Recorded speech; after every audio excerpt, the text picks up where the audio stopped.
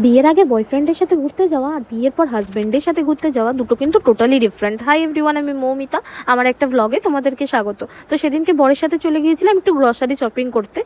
Basically আজকাল grocery শপিংটা বিশাল থেকেই করি, কারণ ওখানে অনেকটা অফারে পাওয়া যায় জিনিসপত্র আর ভালো কোয়ালিটির জিনিসও পাওয়া যায়। তো বেশ কিছু সামান আমরা এখন বিশাল থেকে আনি। আর বিশাল মানে তো জানোই, যেখানে যেটা কিনতে যাই সেটা না কিনে 10টা আলাদা আলাদা জিনিস আমরা কিনে বাড়ি চলে আসি।